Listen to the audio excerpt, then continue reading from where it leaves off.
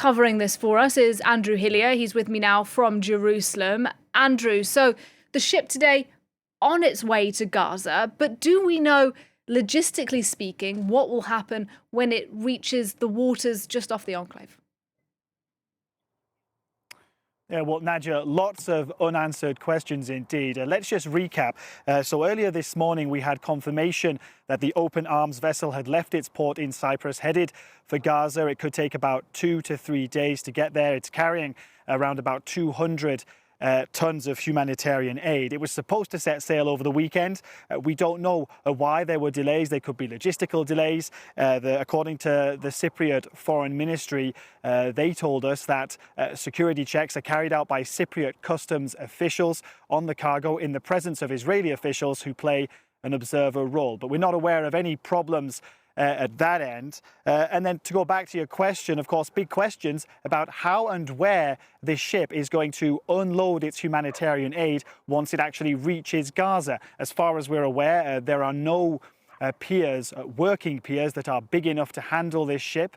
At the same time, the ship can't get too close to the shore because the waters off the coast of Gaza are too shallow. The charity running this aid mission, World Central Kitchen, is apparently trying to build a makeshift pier off the coast of Gaza using rubble. But if that's true, we don't know how long it would take to complete. In the meantime, we know that the US is sending a ship to build a temporary pier, but again, that won't be ready anytime soon. Could take up to 2 months to finish, we're told.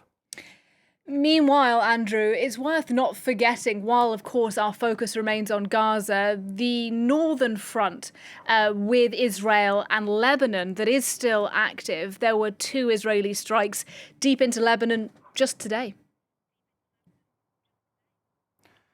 Yeah, that's right. Overnight, the IDF announcing that it had struck targets deep in Lebanese territory. Those strikes targeting in and around the city of Baalbek, that's in northeastern Lebanon. The IDF says it hit Hezbollah facilities, but there are reports that a civilian was killed and that several other people were injured. This would be the second time that the IDF has struck Baalbek in less than a month. And in response to that, earlier today, Hezbollah fired 100 rockets at the Golan Heights. That would make it the biggest single salvo of rockets fired by Hezbollah since the conflict began back in October. Now, these exchanges of fire between the two sides have become a daily occurrence, of course, since October. And just a few days ago, I think this is worth pointing out, Israel actually announced that its troops had taken part in what it calls logistics supply drills to prepare for a potential